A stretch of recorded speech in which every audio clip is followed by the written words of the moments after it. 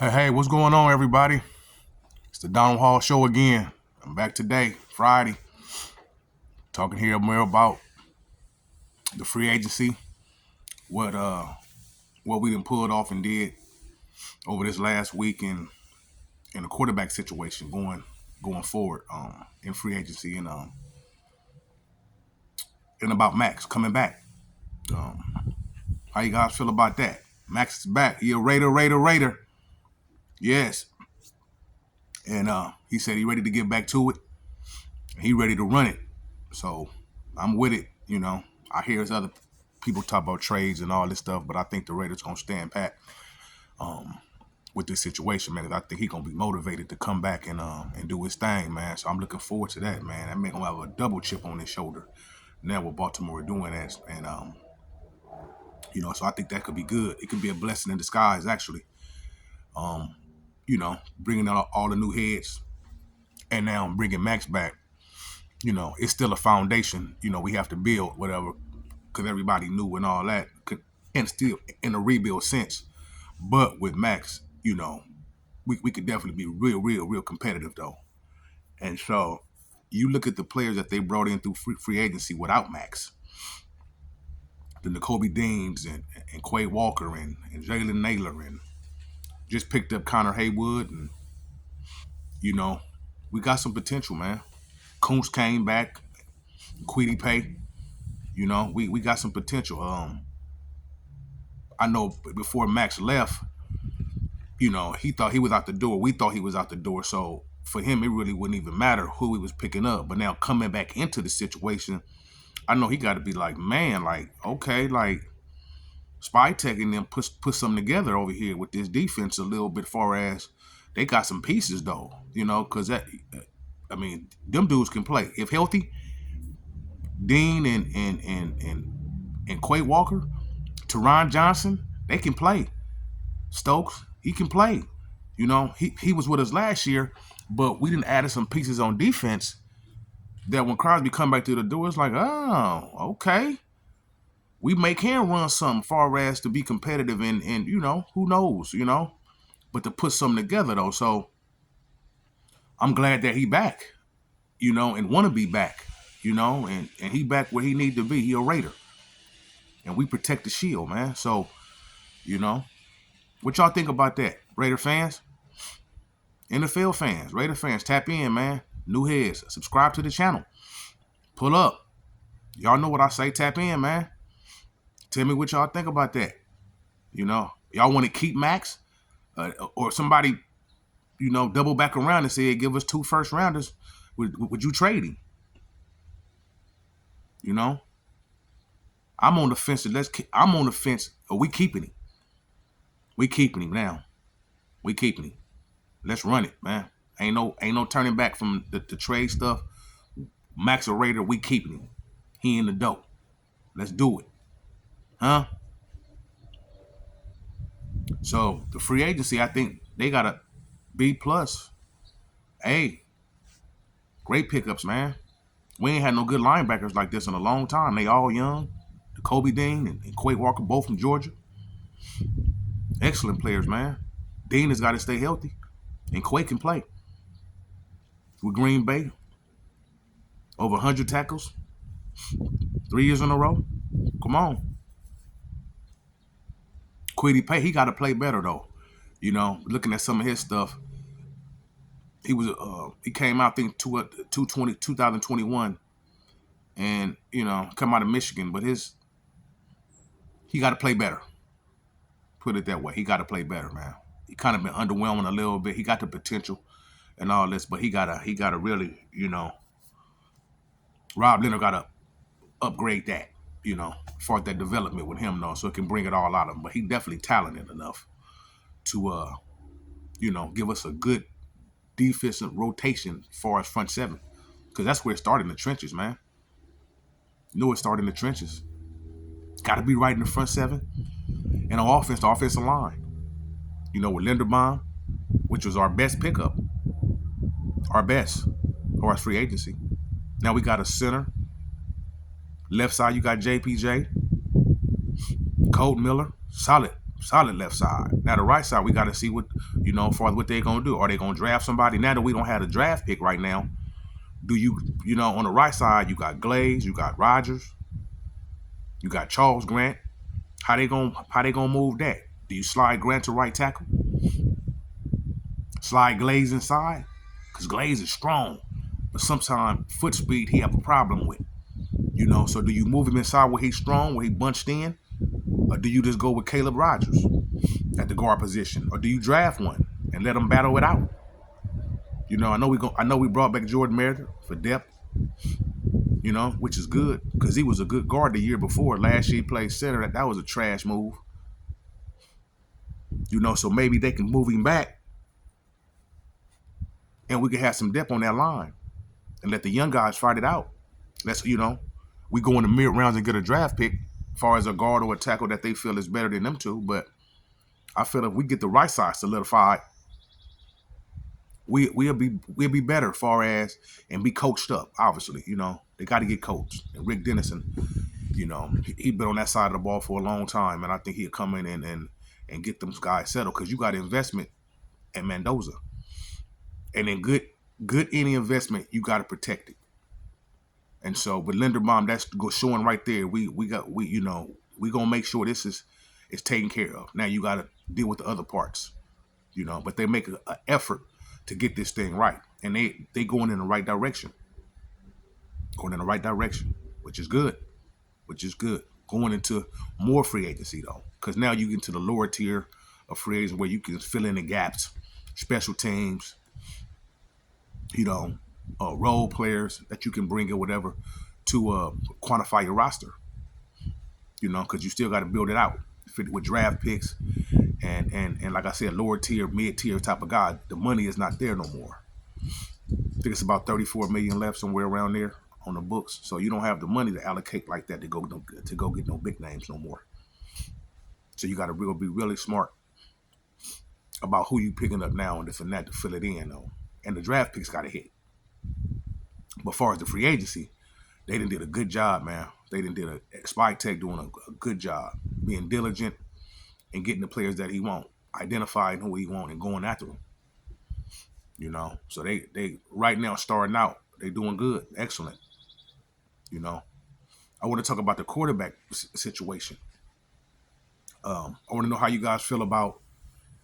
Obviously, we're gonna draft Mendoza, but we got to get a stopgap. And they've been talking about going out and getting Kirk Cousins. What y'all think about that? To be a stopgap. Or we go rather work with Aiden O'Connell. Because I know Brady, he already done said that he wanted to kind of groom the quarterback. He in that camp. He in that camp of grooming the quarterback, not just putting them out there when they start out. And who knows how that is. So but he in the camp of grooming. So how you guys feel about that? You want Mendoza to just come out and play from day one? Whether he come out, he's not really ready like that, or just let him go and see how he go, or you want to bring somebody in, Cousins type, and until he ready. Because that's a decision that's going to be very vital in the process of going forward for us. Like I said, this is a quarterback-driven league. You can have a great defense, but if your quarterback is not comparable, then you're going to have problems. Look at the Houston Texans. Great defense. And look what Stroud did in the playoffs. 3 and 4 interceptions, man. Couldn't overcome it. What a great defense. Lockdown defense. Houston was locked down, but they couldn't overcome it because of the quarterback play. Quarterback is so important, man. So important. Like, you got to have all the other stuff, components around it. But if your quarterback is not comparable, man, and decent and functionable, not killing you with turnovers and mistakes and not timely plays, man, it'll burn you in the long run. It'll burn you. Even Drake May, he was great throughout the season, even with the schedule kind of light for them. But in the playoffs, he really didn't do much. When they played Houston turned the ball over so much that they were still in the game with the turnovers. They played Denver. And there was no Bo Nix. So they got away, but he didn't play well that game. So if you got a functional quarterback, it can take you a long way. You got a great defense and a functional quarterback that can get it done, you can run it. You can run it. So we don't want to mess the development of Mendoza, because this is supposed to be our future, you know. And so with the league the way it is now in 2011, it kind of changed as far as the rookie scale. Before 2011, you can just come in as far as the number one picks and all the picks, right? It wasn't no scale. So you paid big money to the first round picks and all the picks going on down the line, as far as the scale, whatever the scale was, first round, second round, and 1 through 10, 1 through 11 through 20, all the way down. Well, before that, they was paying the quarterbacks massive money because most of them was top picks, top players, And they didn't change that in 2011. So the ownership don't have to feel so pressed to go right in and play these guys off the top because they paying a big investment on this and they want to see quick results. They want to see quick results. The owners, the coaches, everybody want to see quick results out of these players. And some of these players are just not ready made to come in the NFL and play. But you got that pressure. Even when they played Jamarcus Russell and Sam Bradford, all these quarterbacks, they paid big money. They wasn't ready to play, but they paid them so much money that they're like, no, you got to get out there, whether you ready or not. Money-wise, you out there, but performance-wise, you're not ready to play. Not at that level. And so 2011, they pushed that back, which I think was good. Now they got the rookie on a scale where if you wanted to be patient, you can. Because you're not breaking your neck as far as the money that you're paying them now on that scale, because now it's on a rookie scale, whether it isn't giving them 80 million starting out on their first contract or 100 million on their first contract and they ain't even played it down yet. And you don't really want to hold them out because you're paying all that money to them. But really, they're not ready to go. And so I'm glad they changed that because now you got the option. You can hold on to the guy and wait to groom him. Or if he's not playing well, you can let him go. You don't have to take as long to wait because it's a scale now. So it's not killing your budget. It's not killing that. Where in the sense where you got to hold on to him even though he's getting paid like that. So you can go either way. You just got to see what side of camp you on. I'm in the side of the camp of grooming him too. But in training camp, if he come out OTAs and show that he kind of moving forward and he can handle all of it, all the volume of what they going to install, Kubiak going to install, then, we can replay it. But first off, I think, don't rush him because it's still a rebuild. I know everybody want to get, let's go. But a lot of these quarterbacks, man, they failed in their first, go around. They fail because the team don't have structure around them. They're not built yet. That's why you picking number 1, 2, and 3. You're not ready. You're not built yet. But they thrown in there like they are. And if you don't have the structure, you get the quarterback killed, man. Look at David Carr, Houston. Killed his career. Man. Got sacked too much. Wasn't ready. He was great in college. I think back to the thing with Alex Smith, Kansas City, when they drafted Mahomes. And they sat him Mahomes for a while. Most of the season. Look how that turned out. By Sydney, most of the season. Look how it turned out. They was patient. We got to exercise patience if he not ready. If he ready and they see it, run it. But I'm just not in the camp of just throwing a young man out there. Not in that camp.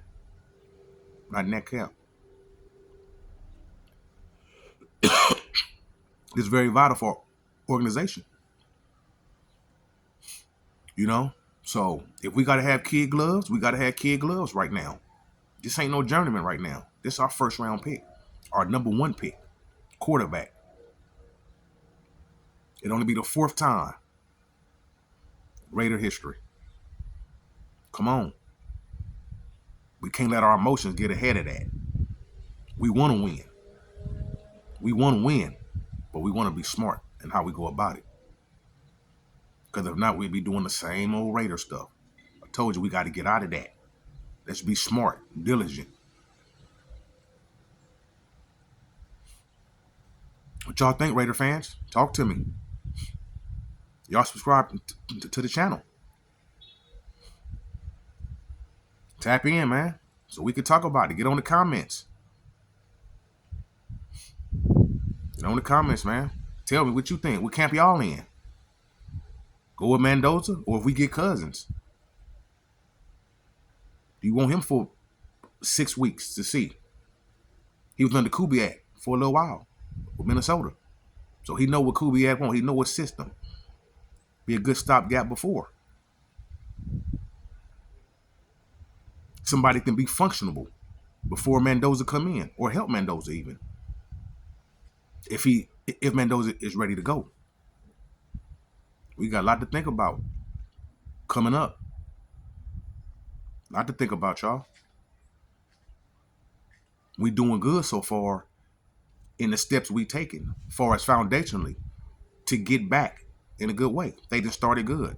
Building that front seven on the defense and getting the best center in free agency. So, next week, we'll tap in back into what we need next, far as in free agency. As it start tapering down a little bit, with a lot of the star players moving on to wherever they going. Now we can tap into the rest of the players. But I think so far they did really good, man. Good job, real good job. And so we'll tap in, man. Silver Age Tees, the t-shirts, man. .com. Y'all tap in and take a look at it. Silver Age T-shirts. Yep. .com. I'll talk to y'all later. Boom.